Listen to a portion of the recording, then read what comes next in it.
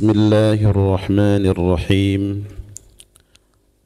السلام عليكم ورحمة الله وبركاته.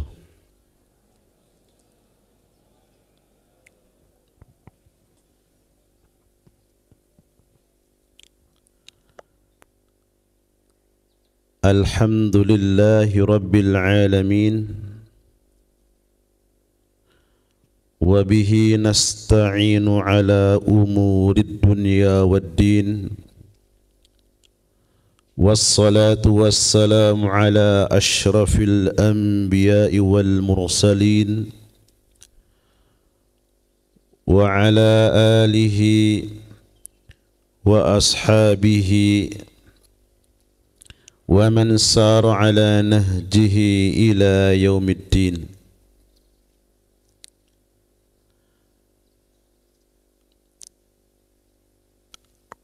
اللهم إنا نسألك من الخير كله عاجله وآجله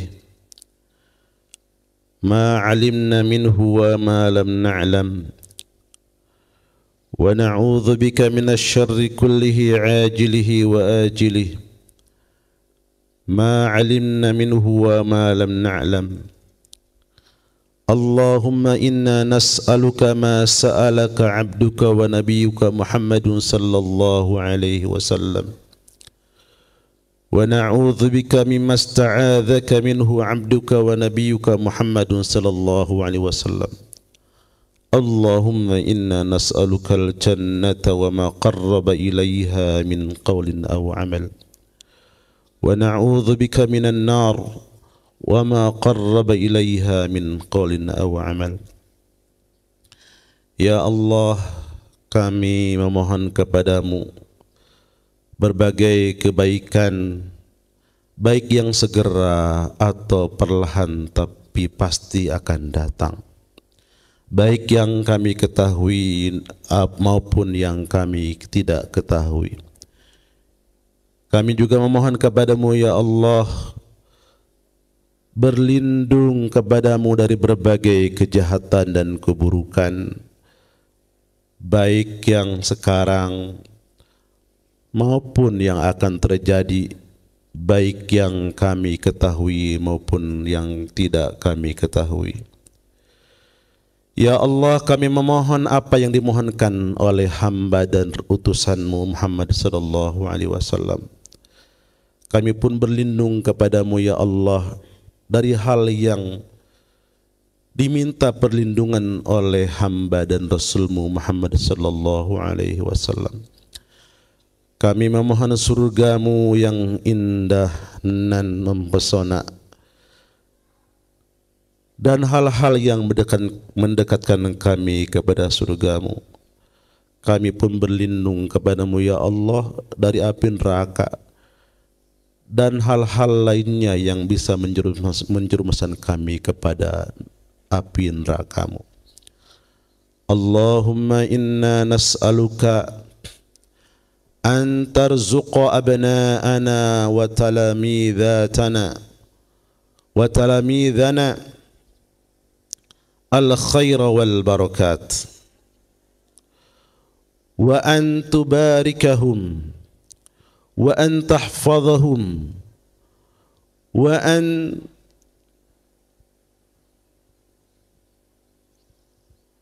tuhabbib ilaihimul iman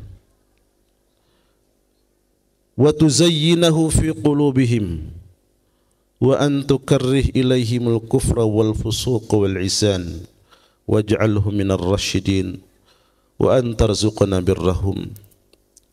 Ya Allah, kami mohon kepadamu untuk menganugerahkan kepada anak-anak kami, para santri, putra dan putri, berbagai kebaikan dan keberkahan dalam hidupnya. Anugerahkan kepada mereka keberkahan, jagalah mereka, jangan biarkan bahaya menimpa mereka ya Allah. Berikan rasa cinta dan sayang mereka terhadap keimanan. Berikan rasa benci kepada hati-hati mereka terhadap kekufuran dan berbagai keburukan dan kemaksiatan. Jadilah menjadikan mereka orang-orang yang senantiasa mendapatkan hidayah dan petunjuk-Mu ya Allah.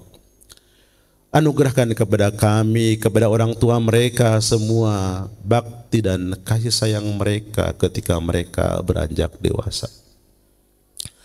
Allahumma taqabbal minna qiyamana wa siyamana wa ruku'ana wa sujudana wa tilawatina wa tadarru'ana wa takhashu'ana wa tamim taqsirana ya rabbal alamin. Ya Allah, terimalah semua amal ibadah kami, qiyam kami, siam kami, ruku dan sujud kami, khusyuk kami, tilawah kami, dan sempurnakanlah berbagai kelalaian dan kekurangan kami di bulan Ramadan.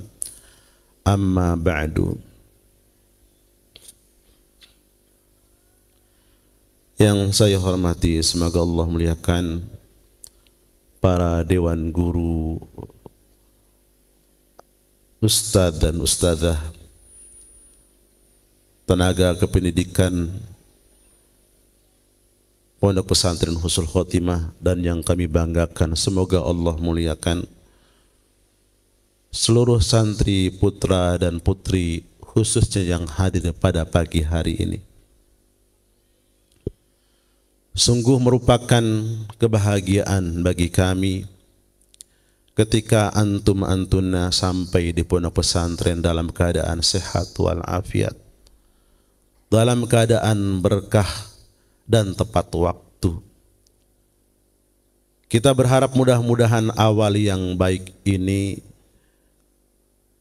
menjadi pertanda kebaikan demi kebaikan yang akan senantiasa mengiringi kalian di masa-masa yang akan datang. Oleh karena itu, perkenankan kami menyampaikan tarhib dan tahniah kepada antum dan antuna sekalian.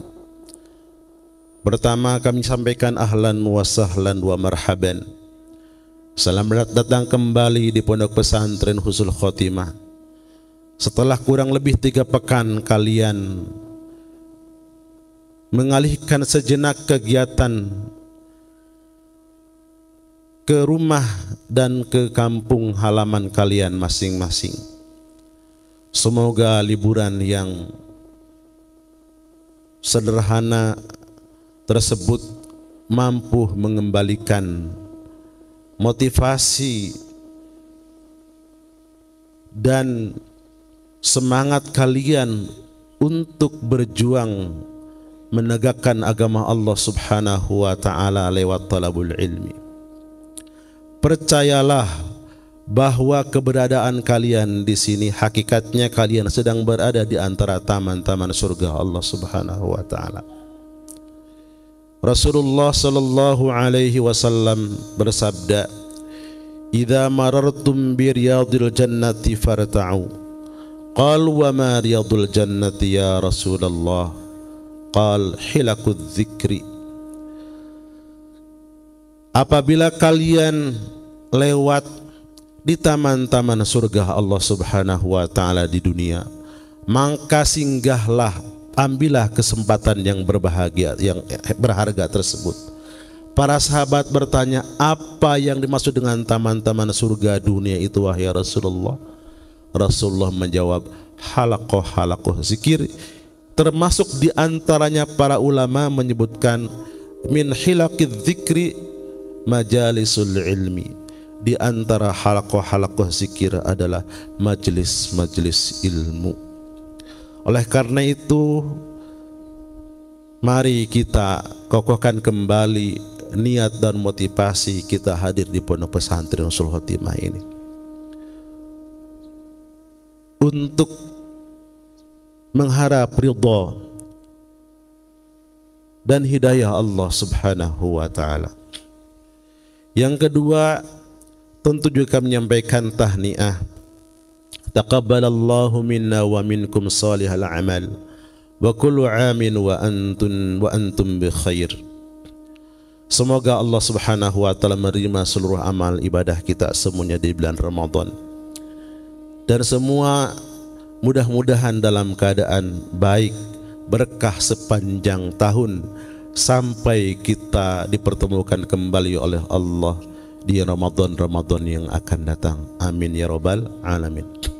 Selanjutnya izinkan saya menyampaikan beberapa nasihat khususnya untuk saya pribadi, dan jika ada manfaat bisa diambil manfaatnya oleh antum dan antuna sekalian yang hadir pada kesempatan pagi hari ini. Ramadan 1444 Hijriah yang kedatangannya selalu ditunggu dan dinanti oleh segenap kaum muslimin di seluruh penjuru dunia, baik negara yang mayoritas muslim ataupun yang minoritas. Dan itu terekspresikan dalam doa-doa mereka, khususnya duanya. Jadi berlalu seiring dengan perginya Ramadan, tapi saum-saum yang lainnya menanti kita semuanya. Puasa ini mendidik kita untuk menjadi pribadi-pribadi yang mampu mengendalikan diri. Istilah psikologis atau istilah psikolog menyebutnya dengan self-control intelligence. Puasa ini mampu mengontrol diri. Jangankan kita melaksanakan yang haram, makanan dan minuman yang halal pun kita batasi. Kita tahu baik itu ada jam, ada alarm atau tidak.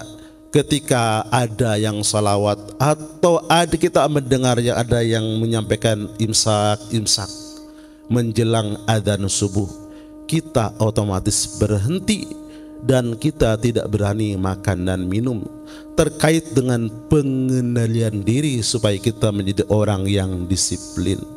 Selepas Ramadan tentu nilai-nilai kontrol diri ini harus kita lestarikan, kita pertahankan dalam kehidupan kita semuanya.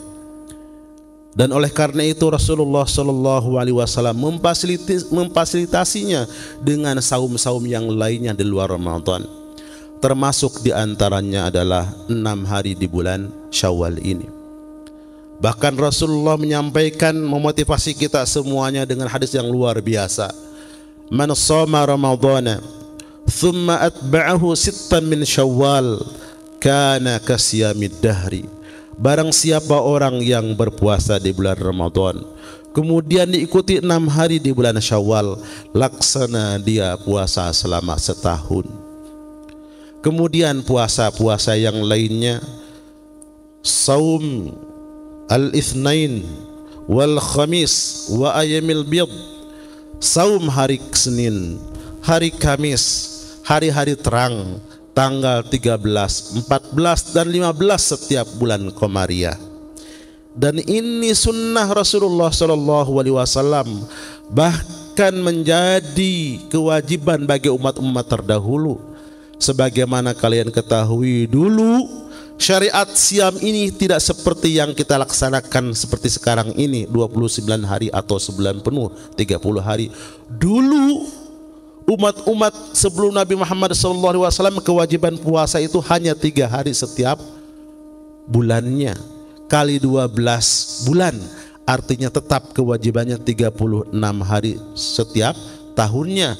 Dengan syariat yang agak berbeda, di mana mereka berkewajiban untuk menahan makan dan minum ketika tertidur.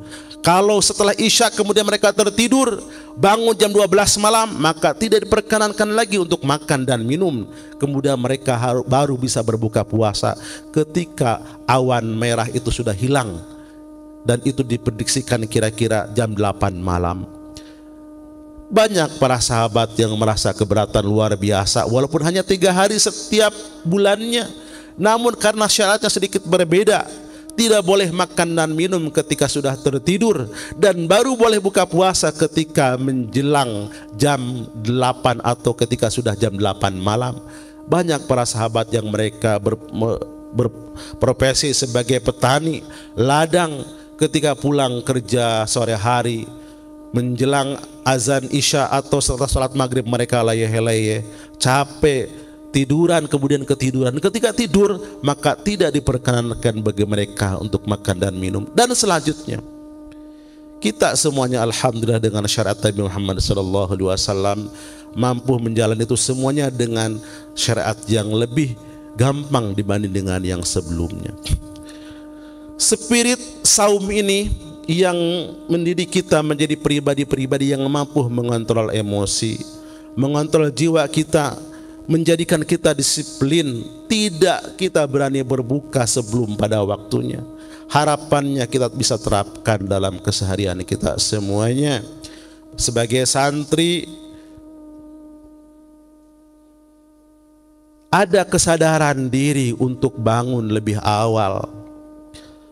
Kalau di bulan Ramadan bangun jam 3 pagi sudah menjadi kebiasaan, setengah 4 menjadi kebiasaan, maka pasca Ramadan harapannya ini terus dilestarikan dan terus diamalkan.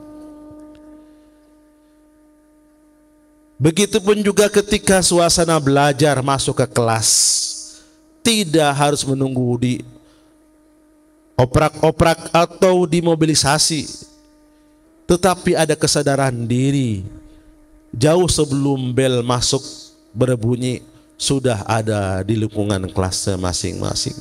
Demikian juga dengan para guru, para ustadz masuk ke kelas tidak harus menunggu WA, tidak harus menunggu bel dan sebagainya, tetapi ada kesadaran diri, panggilan jiwa yang ini kita bisa ambil dari nilai-nilai spirit ibadah puasa. Hadirin yang dimuliakan Allah Subhanahu wa taala, boleh jadi tarawih sudah berlalu seiring dengan perginya bulan Ramadan. Yang kita laksanakan alhamdulillah, yakin tidak ada yang ketinggalan untuk melaksanakan ibadah tarawih. Selalu dilaksanakan kecuali bagi mereka-mereka yang memang berhalangan tetap untuk melaksanakannya.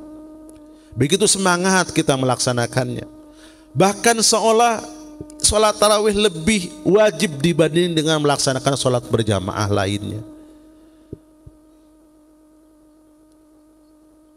Tarawih tersebut sudah berlalu, boleh berlalu seiring dengan perginya Ramadan. Tapi qiyamul lail atau qiyam yang lainnya sudah menanti kita semuanya. Ada sholat tahajud, ada qiyamul lail, juga terus harus kita lestarikan, harus kita jaga, harus kita pelihara. Karena ini akan menjadikan kita orang yang secara spiritual itu kita memiliki kecerdasan, atau istilah bahasa Inggris adalah spiritual intelligence, di mana Ramadan juga mendidik kita untuk menjadi orang-orang yang cerdas secara spiritual. Tilawah Al-Quran begitu luar biasa. Saya mendengar langsung di sini dari kelas 11 dulu, ya, ketika hari yang kelima atau yang keenam mampu mengkhatamkan 4 kali, mampu mengkhatamkan belasan kali dalam sebulan. Selepas Ramadan seyogyanya kebiasaan yang baik itu jangan pernah ditinggalkan. Rasulullah sallallahu alaihi wasallam bersabda, "I'malu minal amali ma tuziqun, fa inna Allah la yamallu hatta tamallu." Laksanakan dari ibadah-ibadah atau taqarrub lainnya kepada Allah Subhanahu wa taala semampu kalian, yang bisa rutin dan kontinu kalian lakukan.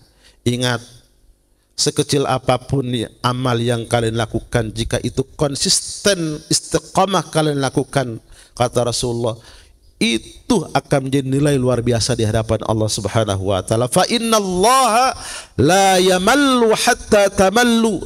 Allah itu tidak akan pernah bosan menerima amal yang sederhana sampai kalian itu merasa bosan sendiri. Jadi kalau qiyamul lail, kalau tarawih senantiasa kita laksanakan minimal 11 rakaat. Termasuk di antaranya qiyamul lail, di luar tarawih kita laksanakan ada yang full, ada yang berapa rakaat, minimal di luar Ramadan tetap kita laksanakan walaupun hanya beberapa rakaat plus witir. Asal itu konsisten kita laksanakan, insya Allah kita akan mendatangkan berkah dan cinta Allah Subhanahu wa taala. Inna ahabbal a'mali ilallahi adwamuha wa in qalla. Amal yang paling Allah suka dari hambanya adalah yang kontinu, rutin atau istiqamah walaupun sederhana. Jadi tilawah Al-Quran bukan karena tuntutan musyrik dan musyrifah. Menghafal Al-Quran bukan karena tuntutan muqarrar, tetapi ini merupakan panggilan jiwa. Setiap huruf bernilai pahala, setiap huruf dilipat gandakan kebaikannya. Dan itu sudah kita pahami bersama. Hadirin yang dimuliakan Allah Subhanahu wa taala. Demikian juga sedekah fitri atau zakat fitrah sudah selesai seiring dengan berlalunya Ramadan. Tapi peluang-peluang kebaikan, infak, sedekah dan yang lainnya ini menanti kita semuanya.